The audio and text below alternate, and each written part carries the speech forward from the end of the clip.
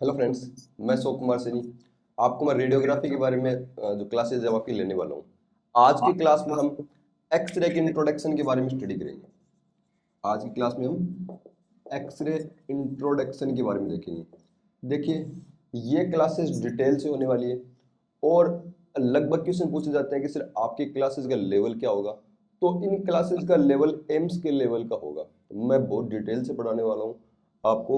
आप चाहे डिग्री कर रहे हो चाहे डिप्लोमा कर रहे हो, हर एक स्टूडेंट के लिए ये क्लास एकदम उसी तरह से इफेक्टिव है जो आप सोच सकते हो कि आप कम्पिटिटिव एग्जाम के क्वेश्चन पेपर भी से सोल्व कर सको। क्योंकि अभी जितने भी रेडियोग्राफी के एग्जाम हो रहे हैं या नियर फ्यूचर होने वाले हैं, सब कम्पिटिटिव एग्जाम होने वाले हैं।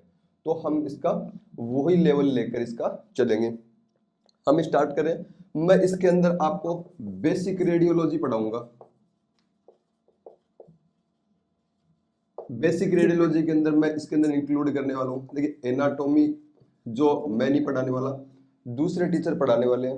वो एनाटॉमी, फिजियोलॉजी, पैथोलॉजी आपको पढ़ाएंगे। मेरे सब्जेक्ट रहेंगे बेसिक रेडियोलॉजी के अंदर रेडियोलॉजिकल फिजिक्स, रेडियोलॉजिकल फिजिक्स। इसके अलावा रेडियोग्राफी जनरल, जिसमें हम पेशेंट पोजीशनिंग के बारे में स्टडी करेंगे कि किस तरह से क्या डिपार्टमेंट के अंदर क्या टर्मिनोलॉजी होती है, जो पोजीशनिंग टर्मिनोलॉजी होती है। इन चीज़ों के बारे में हम स्टडी करेंगे।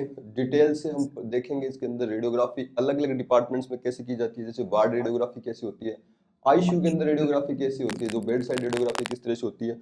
इन चीज़ों को भी हम डिटेल से लेंगे। इसके अलावा इमरजेंसी जो रेडियोग्राफी उसके बारे में पढ़ेंगे। एक और टॉपिक है जो आपको सबसे ज्यादा हार्ड लगता है, डार्क रूम। डार्क रूम के बारे में जो बेस भी है रेडियोग्राफी का, डार्क रूम के बारे में हम इसमें डिटेल से स्टडी करने वाले हैं। तो मैं आपको बेसिक रेडियोलॉजी कोर्स के अंदर आपको ये पढ़ाने वाला हूँ। आप देख सकते हो उसके अंदर जो अलग अलग कोर्स लिखे हुए हैं।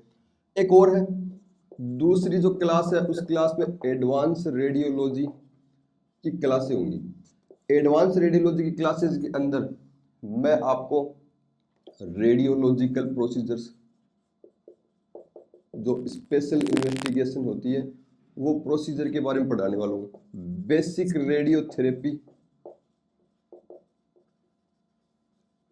के बारे में जो आपको इसकी क्लास लेने वाला हूँ। बेसिक रेडियोथेरेपी में क्या होता है, मोस्ट इंपोर्टेंट है जो रेडिएशन मेजरमेंट यूनिट्स है और रेडियोथेरेपी की बेसिक चीजें हैं, उन चीजों को हम इसके अंदर कंबाइन करेंगे। इसी के साथ में हम इसके अंदर कॉन्ट्रास्ट मीडिया जो स्टडी होती है, कॉन्ट्रास्ट मीडिया होते हैं, उनके बारे में भी हम इसके अंदर देखेंगे। मॉडर्न रेडियोलॉजी के बारे में हम देखेंगे। मॉडर्न रेडियोलॉजी के बारे में देखेंगे। जो रेडियोलॉजी में जो एडवांसमेंट है, जो हो रहे हैं, जो हो चुके हैं, उन सब के बारे में भी हम इसके अंदर स्टडी करने वाले हैं। इसके अलावा पेशेंट केयर, जो पेशेंट केयर का जो रेडियोलॉजी से रिलेटेड पोर्शन है, सारा मैं स्टडी करवाने वाला हूँ। बाकी जो एनाटॉमी के आपके सर है, आपको वो इसको क्लियर करवाएंगे। इसका जो जैसे क्वालिटी एश्योरेंस है, AERB है, या और भी जो चीजें हैं जो जो रेडियोलॉजी से रिलेटेड है, वो सारी चीजें मैं स्टडी कराने वाला हूँ। एक और चीज है, कम्पिटिटिव एग्जाम के लिए एक क्लास और है। कम्पिटिटिव एग्जाम के लिए एक क्लास और है। इस क्लास में आपकी मैथ्स और रीजनिंग की क्लासेस भी होंगी। ये सारी क्लासेस तो होंगी ही, इनके अलावा मैथ्स और रीजनिंग क्लासेस भी होंगी, ताकि आप कम्पिटिटिव एग्जाम के अंदर जो मैथ्स और रीजनिंग के जो क्वेश्चंस आते हैं, उन क्वेश्चन को भी आप सोल्व कर सको। देखिए, कम्पिटिटिव एग्जाम के अंदर मान लो 10 क्वेश्चन भी आ रहे हैं, तो मैथ्स और रीजनिंग के आप 10 में से 10 क्वेश्चन भी सही कर सकते हो, 8 कर सकते हो, 9 कर सकते हो। तो ये क्वेश्चन आपके लिए बोनस है। तो ये क्लास भी यहाँ पे ऑर्गेनाइज होने वाली है, ये क्लासेस चलने वाली है। आज की क्लास बेसिक इंट्रोडक्टरी क्लास है। इस एकदम से ये बेसिक क्लास है। इस क्लास में मैं आपको बेसिक इंट्रोडक्शन के बारे में बताने वाला हूँ, रेडियोलॉजी के इंट्रोडक्शन के बारे में बताने वाला हूँ। सबसे पहली चीज, हम रेडियोग्राफर कोर्स कर रहे हैं, रेडियोलॉजी के बारे में पढ़ रहे हैं, जिसको हम रेडिएशन टेक्नोलॉजी भी बोलते हैं। ये कोर्स कहीं पर रेडिएशन टेक्नोलॉजी के नाम से भी जाना जाता है, कहीं पर ये इमेजिंग टेक्नोलॉजी के नाम से भी इस कोर्स में क्या होता है, इस कोर्स में रेडिएशन टेक्नोलॉजी यानी हम एक्सरेज के द्वारा पेशेंट के इंटरनल ऑर्गन्स की और पेशेंट की जो एनाटॉमी है उसकी स्टडी करते हैं। तो एक्सरे भी क्या है, एक रेडिएशन का प्रकार है, इलेक्ट्रोमैग्नेटिक रेडिएशन का एक प्रकार है इलेक्ट्रोमैग्नेटिक रेडिएशन। हम डिटेल से इसके बारे में स्टडी करने वाले हैं। कल से हम इसी इलेक्ट्रोमैग्नेटिक रेडिएशन पर हम आगे इस पर स्विच होंगे। तो एक्सरेज इलेक्ट्रोमैग्नेटिक रेडिएशन का एक प्रकार है, इसीलिए इस कोर्स को रेडिएशन टेक्नोलॉजी भी कहा जाता है। एक्सरेज के द्वारा इमेज भी क्रिएट होती है, इसलिए इसे इमेजिंग टेक्नोलॉजी भी कहते हैं। यानी एक ये बॉडी जो एनाटॉमी है उसकी इमेजिंग का एक प्रकार है, इसके द्वारा इमेज ली जा सकती है, उसमें हम स्टडी करते हैं। तो रेडिएशन टेक्नोलॉजी में रेडिएशन के द्वारा इमेज क्रिएट होना क्या कहलाता है? इमेजिंग टेक्नोलॉजी कहलाती है।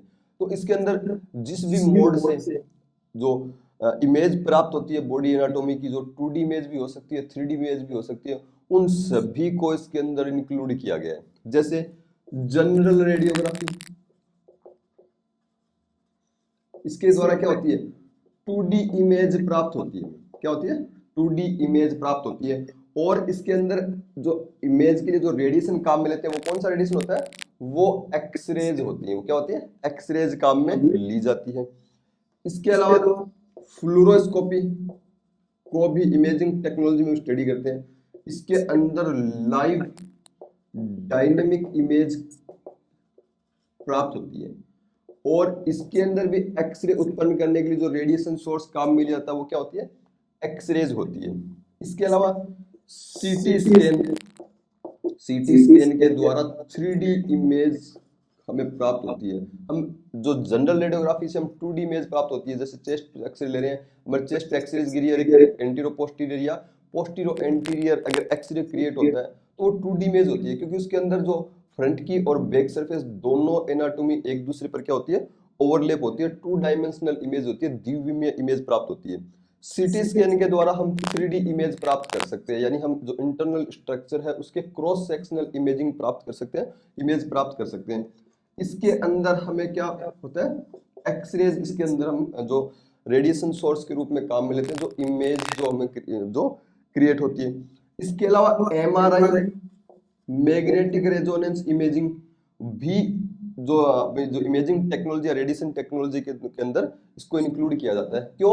आप कहोगे इसके अंदर तो एक्सरे जो मैग्नेटिक फील्ड होता है, मैग्नेटिक फील्ड के द्वारा इमेज क्रिएट की जाती है। इसमें जो इमेज है वो रेडियो फ्रीक्वेंसी के द्वारा क्रिएट होती है, आरएफ पल्स बोलते हैं जिन्हें। ये रेडियो फ्रीक्वेंसी पल्स भी इलेक्ट्रोमैग्नेटिक रेडिएशन का एक प्रकार है, जो हम आगे इलेक्ट्रोमैग्नेटिक स्पेक्ट्रम जो चैप्टर है उस चैप्टर के अंदर डिटेल से पढ़ेंगे। तो इसके अंदर इमेज सोर्स क्या होगा? आरएफ पल्स होगी, रेडियो फ्रीक्वेंसी पल्स होंगी, जो रेडियो वेव्स होती है उनके द्वारा इमेज क्रिएट की जाती है। इसके अलावा यूएस अल्ट्रासोनोग्राफी के द्वारा भी क्या होता है? इसके द्वारा भी बॉडी स्ट्रक्चर की 2D और 3D इमेज हमें प्राप्त होती है, जिसको हम जिसके लिए क्या करते हैं? साउंड वेव काम में ली जाती है। इसके अंदर इलेक्ट्रोमैग्नेटिक रेडिएशन नहीं होता, इसके अंदर साउंड वेव के जरिए क्या की जाती है? इंटरनल स्ट्रक्चर की इमेज क्रिएट की जाती है, लेकिन वो इमेज इंटरनल स्ट्रक्चर की होती है, इसलिए इसको हम रेडियोलॉजी के अंदर ही क्या करते हैं? स्टडी करते हैं। इसके अलावा और भी सिस्टम है, जैसे डेक्सा स्कैन हो गया, ओपीजी हो गया, जो जनरल रेडियोग्राफी के अंदर हम इनको इंक्लूड करते हैं। डेक्सा स्कैन जिसके द्वारा बोन मिनरल जो डेंसिटी होती है उसको हम मेजर करते हैं। तो ये रेडियोलॉजी के अंदर उपयोग में लिए जाने वाले मेजर एपरेटस है, मेजर टेक्नोलॉजी है, जिनके द्वारा हम रेडियोलॉजी के अंदर इमेज क्रिएट कर सकते हैं। और एडवांसमेंट भी है इनके अंदर, जैसे सीआर और डीआर, मैं इनको जनरल रेडियोग्राफी के अंदर इंक्लूड कर रहा हूं, जिनके द्वारा 2D इमेज एक्सरेज के द्वारा प्राप्त होती है। तो कंप्यूटेड रेडियोग्राफी और डिजिटल रेडियोग्राफी भी क्या होती है? इसके अंदर इंक्लूड होती है। तो ये एक्सरे का इंट्रोडक्टरी क्लास एक कंप्लीट है। इसी तरह से रोज हमारी क्लासेस होने वाली है, और मैं अलग अलग सब्जेक्ट को आपके साथ लेके चलने वाला हूँ। तो जल्दी इसकी नेक्स्ट क्लास में आपके लिए लेके आऊंगा। क्लास का कोड मैंने आपको भेज दिया है। ऑनलाइन क्लासेज हैं, ऑफलाइन क्लासेज भी अवेलेबल है, तो उनके लिए आप कांटेक्ट कर सकते हो। Okay, thank you, bye.